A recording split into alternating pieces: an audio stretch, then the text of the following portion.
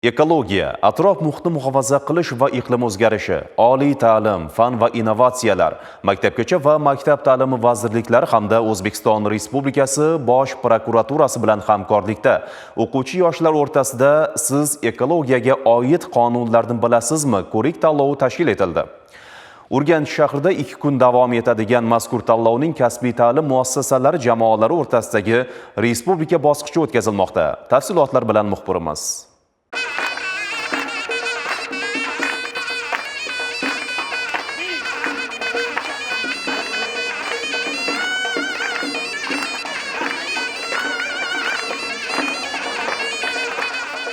Avvalo shuni ta'kidlash lozimki, O'zbekiston Respublikasi Prezidentining ekologiya va atrof muhitni muhofaza qilish sohasini transformatsiya qilish va vakolatli davlat organi faoliyatini tashkil etish chora-tadbirlari to'g'risidagi farmoniga asosan joriy yildan boshlab har yili yanvar-mart oylari davomida respublikamizning barcha umumta'lim maktablarining yuqori sinf hamda kasbiy ta'lim muassasalari o'quvchilari o'rtasida "Siz ekologiyaga oid qonunlarni bilasizmi?" respublika ko'rik tanlovi tashkil etila boshlandi.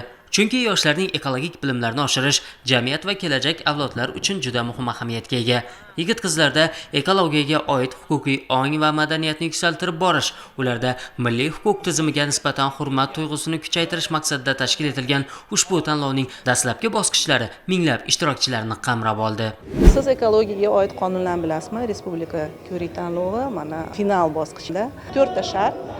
Birinchisi o'sha bizning hudud, ya'ni yoshlarimiz o'zini o'sha ekologik muhiti, o'zini o'sha hududiga xos bo'lgan yoshlarning munosabati ekologiyaga, ikkinchisi intellektual ring, savol-javoblar, uchinchisi sahna ko'rinishi. Sahna ko'rinishi uchun biz hakamlar hay'atida shu taniqli insonlarni taklif qilganmiz hamda shu muammoni ko'tarib olib chiqib berish va oxirgisi loyiha.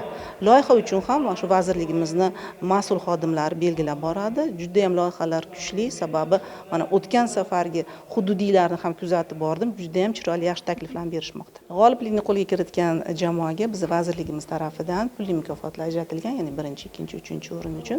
Ya'ni yoshlar turizmi haftaligi ham yaqinlashib kelmoqda. Shu sababli yoshlarimizni ham ekologiya, ham turizm birlashtirish uchun mana Xiva shahriga bilan sayohati ham uyushtiriladi. Mazkur tanlovga Qoraqalpog'iston Respublikasi, Toshkent shahri va viloyatlardan o'rta maxsus professional ta'lim muassasalari o'quvchilari tashrif buyurishgan va albatta ular bugun o'zlarining ekologiyaga oid bo'lgan bilimlarini yana bir karra sinovdan o'tkazishadi. Ochilish marosimida ishtirok etganlar ko'rik tanlovining ahamiyatiga atroflicha to'xtadilar. Atrof muhitni asrash va yashil iqtisodiyot, shuningdek so'nggi yillarda prezidentimiz tashabbusi bilan hududlarda yashil makon umummilliy loyihasi doirasida yangi bog'lar, yashil belbog'lar barpo etilayotgani, bu jarayonda atrof muhit muhofazasiga befarq bo'lmagan yoshlar alohida faollik bilan ishtirok etayotgani e'tirof etildi. Bizlar Qoraqalpog'iston Respublikasi Nukus qalasidan Qaratal komandasi bo'lib kelib turibmiz bu yerga. Albatta, usunday ko'rik tanlovlari o'tkazuv bu bizning ekologiyamizning yanada ko'plagan mashqalarini sheshuga yordam beradi deb o'ylaymiz. Sababi bunday jarishlarda ko'pincha loyihalar, proyektlar olib chiqish kerak. Ham yoshlardan sonday bir zo'r ideyalar chiqadi. Ham bu ideyalar bizning ertaga kelajakda ko'plagan ekologik mashqalalarimizga javob bo'ladi desek de bo'ladi. Tarixlar juda yaxshi albatta. Ayniqsa bizlar 3-shartda olib qaraydigan bo'lsak, bizda o'sha Qoraqalpog'iston aymog'imizdagi hamma mashqalarlarda olib chiqishga qaratdiqda, har bir mashqalani dara turdi ko'plagan masalalarda olib chiqdik. O'zimizga birinchilik, qolganlarga umid tilaymiz. Bu musobaqaga biz o'zimizning eng katta, nafaqat Jizzax, balki butun O'zbekiston Respublikasi uchun katta muammolardan bo'lgan Orol mavzusi 3-shartda buni yoritib beramiz. Albatta juda ham qiziq bo'ladi. Nega biz aynan Orol muammosini ko'rib chiqdik? Chunki bu eng katta muammolardan biri hisoblanib qolmoqda. Biz yoshlarni ham va biz bunga turli xil natijalar va ularga natijaga chiqish uchun turli xil loyihalarni ko'rib chiqmoqdamiz. Shundan so'ng jamoalar shartlarni bajarishga kirishdi. Ularning chiqishlarini tajribali mutaxassis va ekspertlar, xalqimiz suygan san'atkorlar munosib baholab borishdi.